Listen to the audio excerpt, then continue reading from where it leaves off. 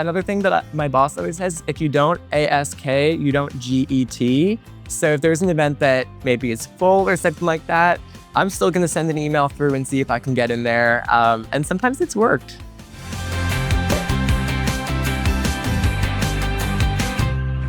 Welcome to Living Not So Fabulously, where chasing financial freedom looks like strategic gallery wine nights, bike tours, and fashion week stitches. Today's guest, Nick Portello, is a PR pro by day and a licensed New York City bike tour guide by weekend, with side hustles that have taken him from teaching kids to sew to crafting for looks for Fashion Week. Nick's proof that you don't need to just live in one lane when you can ride in them all. Welcome to the show, Nick Portello. Thank you. I love that introduction. Thank you so much. You bet. Glad to have you. Yes, definitely. So you're 24 years old and you're living in one of the most expensive cities in the world. Tell us a little bit about how you arrived in New York and what was your financial situation like when you got there? Definitely. So I'm from Long Island, I live like about an hour away in Wantagh. And even though I live an hour from the city, it could not be more different culturally, especially in the LGBT community. The only gay bar on Long Island just got shut down over the summer. So I was really looking for that community and looking to live it up in one of the best cities in the entire world, I think. So I commuted after I graduated from Northeastern. I commuted from Long Island for 2 years, saving up money. I had a lot of different jobs during that 2 years. I worked at Harry Winston as a global marketing temp. I worked at a kids' sewing school, as you guys mentioned, which was a time for sure. I have a lot of interesting stories about that we can get into. So I started my current job as a publicity assistant at a PR firm. And once I saved up enough money, I decided to bite the bullet and move to Brooklyn. So now I live in Bed-Stuy. My rent is $920 a month, and which I think is like pretty low actually for the city. And I live with 3 people. We share an apartment. I have my own room. It is a shoebox, so the stereotypes definitely hold true. But yeah, I'm really excited to talk to you guys about how I really stretched my wallet and stretch my budget with my social life for sure. Well, I think that's the key question here is there are lots of people who want to run off to the big city, right? You know, we a lot of us think about my life would be so much better if I were living in this location or that location. And then we look up what it costs to live in that location and we're like, oh, maybe not. So how are you doing it? How can you afford to have fun, especially socially, in such an expensive city? Because I think I read something the other day that the hot new thing in New York is $34 martinis. Not in my world, it's not. No, it is not.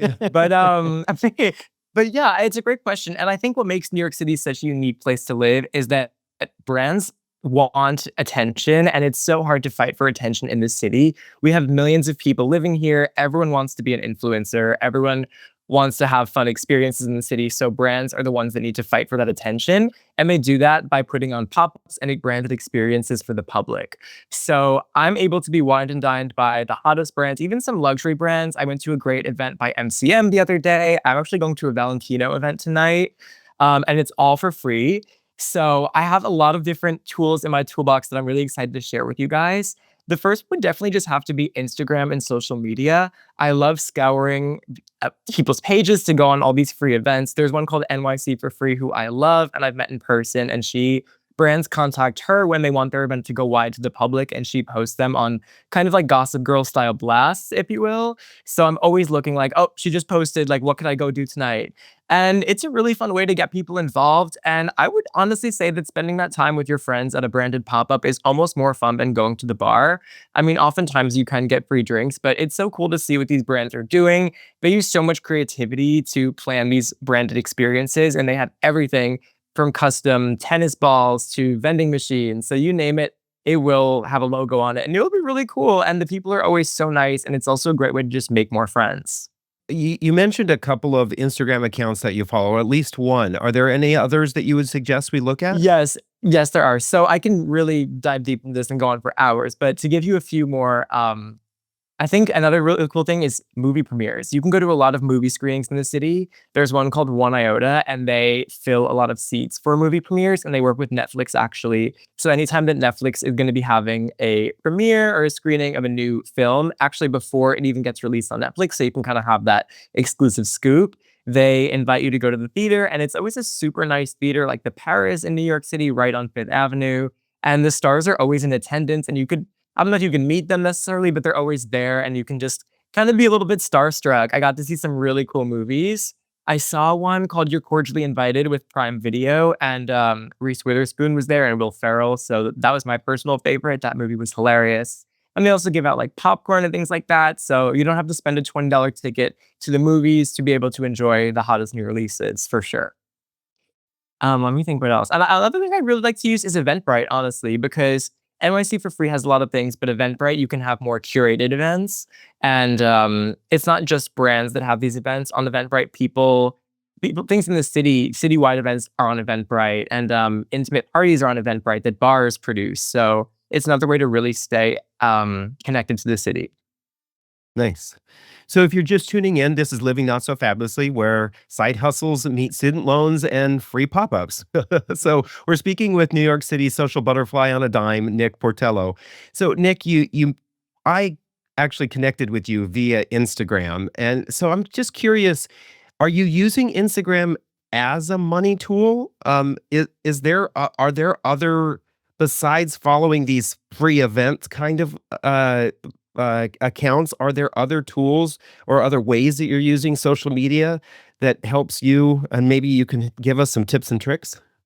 Definitely. So in the city, it's pretty interesting, honestly. When you want to go to an event, you have to put your Instagram handle down a lot of the times, which is something that's been unheard of to me before this. And following matters in the city, and that's something that's interesting and different in and of itself. But I am trying to grow on social media. I haven't been able to monetize yet on social media, but just by posting my experiences and posting that I go to pop-ups, brands have reached out to me and invited me to go to their restaurants and try their restaurant week menu, and also just go to their pop-ups and spread the word, because I'm slowly building an audience of people who like to go to these things, and that's what I tend to follow as well. So growing that account will allow me to get invited to more pop-ups. And honestly, that's my goal. I really want to have social media to be more social. I think that's what it's for, and I really want to be invited to these events.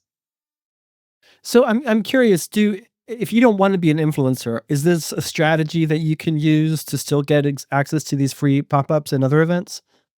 I think you can. You don't have to want to be the top influencer to get invited to these things. I think just showing that you're an interested consumer, because at the end of the day, brands do want to show that their money that they're spending on these events is going to good use. And you don't have to be an influencer to post a positive experience. If you share that you're going to an event, a brand may want to invite you back, or they just want to show that you're interested and that they have a good rapport with their community. I mean, that's the essence of public relations. Yeah. Yeah, I definitely think that, you're talking about this whole from the social angle, and when we think back to social media and how it began, it was really about connecting with our friends, right? So the brands maybe are inserting that themselves into that way of connecting with your circle of friends. Maybe connecting with a number of people is easier and better and more powerful to them than maybe connecting you with one person who is the influencer that's looking to connect with all those individuals that are following them. I think that's incredibly accurate. I think at the end of the day, these bigger influencers are actually being like kind of phased out in a way for the smaller people, because brands do know that you and I, as normal people, we have kind of just a good word of mouth. And if we recommend something, it's going to have more value than someone who's being paid left and right to endorse all these random things that they may not care about. Yeah, when you think about it, it is quite interesting, because you know the concept of when somebody in your neighborhood buys a new car, then like the next year, like half the neighborhood has bought a new car. So I wonder if that's sort of the marketing strategy with these brands is, if we can get these circle of friends to come in and one of them buys our Hermes bag, then maybe half a dozen of them or all of them will buy the Hermes bag. I don't know what neighborhood you're living in where everybody's buying Hermes bags, but it's not mine. So, Nick, tell us, have there been any experiences that really kind of have bubbled up? I will say one of the things I do love about your feed is regularly you do post, "This is what I'm doing in New York for free." Are there any of these experiences that have like really caught your attention, or you've had a lot of fun with, that you would say that are accessible to the rest of us? Ooh, yes, definitely, definitely. So I think the best event that I've ever gone to was with FX. It was this feast for one of their shows called Grotesquerie, if you guys have seen the show. They pretty much rented out a abandoned synagogue in Tribeca, and they had a 8-course feast, and it was the amount of money they must have spent on this event must have been a whole salary, honestly. But it was so luxe and extravagant. And since the show revolves around like horror and like I guess murder, they presented these metal tools to us. They gave us these metal tools and we had to be like grotesque with the way that we ate the food. So we had to use like clawed tongs to like carve out ribs, and we had to like funnel bone marrow into our mouths like with a luge. It was the most unreal thing I've ever attended. And a member of the public can totally attend that. You just have to be really quick, actually. They release a few of these spots to the public. So I mean, to give these accounts like promotion, like you just have to watch their notifications. And then they have broadcast channels as well where they entice loyal followers to subscribe to their events. You can go if you're one of the first people. And I got to enjoy this fabulous meal for free. And it was honestly one of the best experiences I've had in the city. They had like live dancers, they had gorgeous florals. It was just breathtaking. Oh wow. That sounds like going to a show in Vegas, practically, right? One of these Exactly.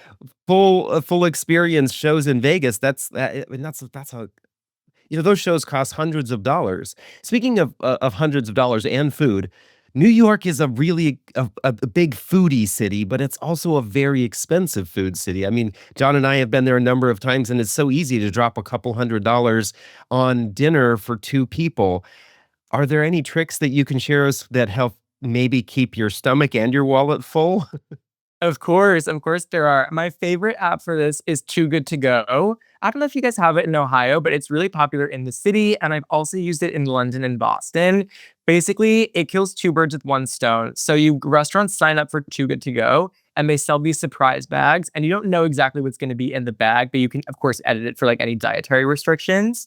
So we pay for a bag at a heavily discounted rate, let's say like 80 to 90% off.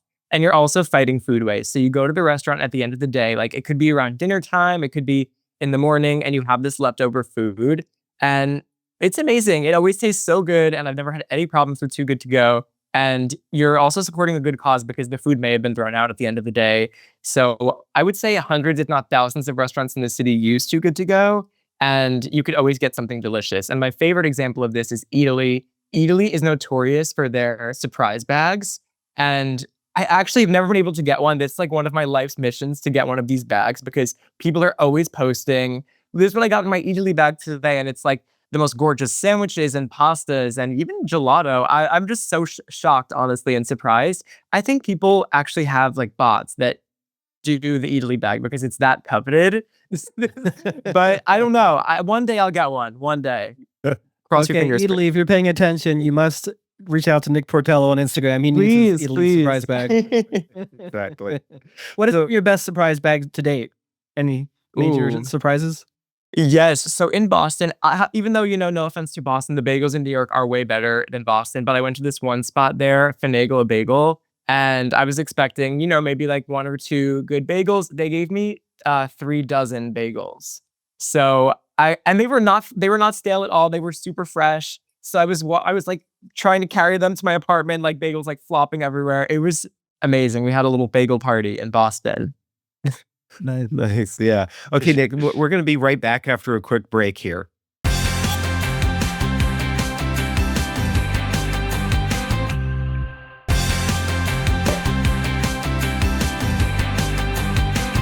Welcome back to Living Not So Fabulously. We're back talking with Nick Portello, PR pro by day and New York City's Julie Cruise director by nights and weekends. So, Nick, I think that you're in a very similar situation that a lot of young people are in today, that they're struggling financially. The cost of living is so expensive, even for folks not living in cities like New York. Is there something that you're doing today that you would recommend that other young people try to do in order to enjoy life and be able to not be stressing about money as much? In general, you just need to take your city's opportunities by the horns. As a 24-year-old recent graduate, I'm paying a lot of money in student loans and rent. And, everyone wants an incredible salary, and I love my job. But, as a young person just starting my career, it's going to increase over time. I mean, that's the goal. So for now, you can't compromise on living your best life, because as a 20-something, I feel like that's what it's all about to me. I really do want to have an enjoyable time in my city.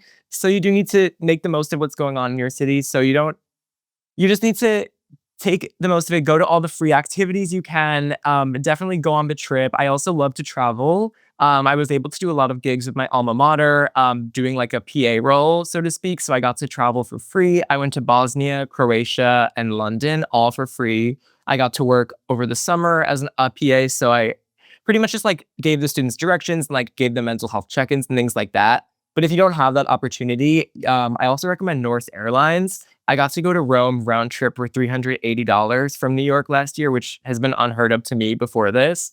And, just staying in hostels and doing like a lot of local free experiences in each city. I don't think you should compromise on travel as a young person, but living in the city, like I said, you've got to be going to these pop-ups. Another cool thing I didn't mention yet are the gallery nights in the city. New York has one of the best art scenes in the entire world, especially in Chelsea, which is a world-renowned neighborhood. And every Thursday night, all of the galleries are open and they're giving out free champagne, free cheese, and wine. And it's such a great social activity to just go gallery hopping. They're literally one after another after another. So you could just spend all evening, get dressed up, and just go and enjoy the gallery and live a chic life as a, as a financially up and coming New Yorker, let's say. What else with am I the missing? champagne hangover. Yeah, careful as to how much champagne you drink. I will say I really appreciate this. What you're really kind of saying for a lot of young folks is be intentional about how you're planning your social calendar. That is something that John and I recommend to the community on a regular basis, is to actually have a planned out social calendar, because it's so easy to get caught up in the yeses when everybody wants to go to that restaurant that's going to cost you $75 to $100, or go to that club or bar where the drinks are $34. It's really easy to get caught up and say yes to that, and then afterwards go, oh, my wallet can't afford that. So Nick, you're a PR pro, a licensed New York City bike tour guide. You've taught sewing, you've built clothes for Fashion Week, and you apprenticed for a drag race designer. How do you find the energy and time for all of these things? That's a great question. I don't know. I think that I find the energy just from, just from being really present and just in feeding off the energy of the people that are around me. In the city, everyone's a hustler. And, we do have a social calendar kind of built in. So I feel like I do have a little bit of time to prepare. For example, Fashion Week is coming up. So I know September is Fashion Week, and that's a big deal for me. So I'm spending all of August, I'm sewing in my room, I'm barely coming out. And then the film festival in New York is coming up in October. So I'm a big film lover as well. So I just know that that's coming up. So I like to make plans in advance for that. So I'm kind of letting New York's social scene kind of dictate where I'm going. But in all of my side hustles, I really just love making other people happy. As a bike tour guide, I have mostly tours from Europe and pretty much international countries as opposed to Americans. And seeing them visit a park that I can just walk to, or I can take the subway to any day I want, and it's their life's, one of their, what's it called? Bucket list? They aspire to go there. Yeah, bucket list, exactly. Is their bucket list to go to Central Park, and I could just go there and just show them around. It means a lot to me. So I think these experiences, they're not meant to be taken for granted. And living on Long Island, living in more of a conservative town, I think just being here and being able to express myself the way that I want to really means a lot to me. So honestly, just being out and proud and feeding off other people's energy is where I get it from. I will say that you're a hustler because, for context for our listeners and viewers, Nick had reached out to us for a client of his to come on, or the show or Career Money, I can't remember. And for whatever reason, that didn't work out. But then he said, I wouldn't mind throwing my hat in the ring for an interview if possible. And we're like, well, we hadn't thought about that, but yeah, that's sure, that works out. So I think what I loved about that was that you took advantage of an opportunity, whereas I think a lot of people might have just sat there on the laptop and be like, oh, I can't ask. I don't have the courage to do that. They don't want me. And of course, we didn't know you until you reached out. But I mean, glad it worked out. Exactly. And I think it's the same thing with some of these social activities that you do. A lot of people might feel, especially coming out of the pandemic, if that's where you really kind of reached your prime as a young person, you might feel uncomfortable going to some of these kinds of events. But just pushing yourself a little bit into that space and saying, I can go and do this event without having my circle of friends around me, or just take one person and go with you. It gives you that opportunity. As you even said, this is a great way to get out into the community and socialize with people who have similar interests in you. You never know who you might meet.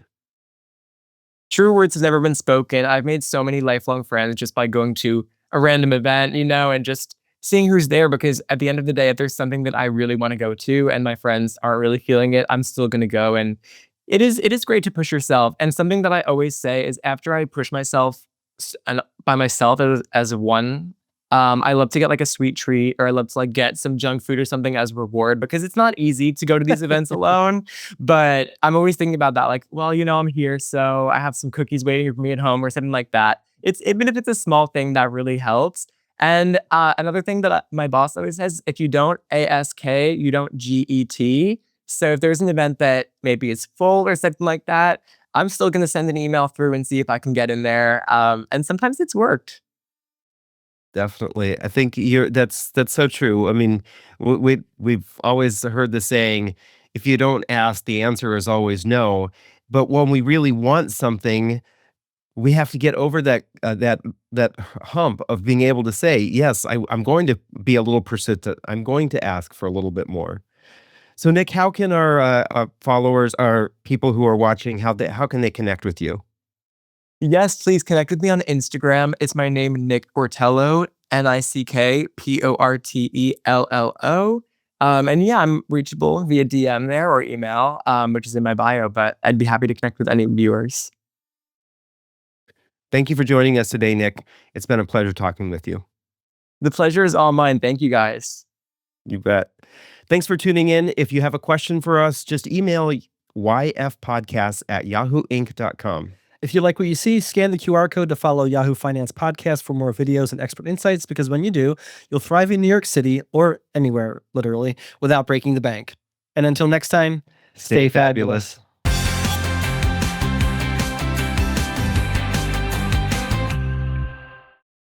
This content was not intended to be financial advice and should not be used as a substitute for professional financial services. Are you ready to master the markets and, dare I say, become a better leader in the process? Well, Yahoo Finance has you covered with our new full suite of original podcast content. Whether you're a seasoned investor or you're just starting your financial journey, we offer invaluable market insights and strategies to help boost your portfolio, build your wealth, and make you a successful investor. Join us on yahoofinance.com, the Yahoo Finance app, or wherever you get your podcasts.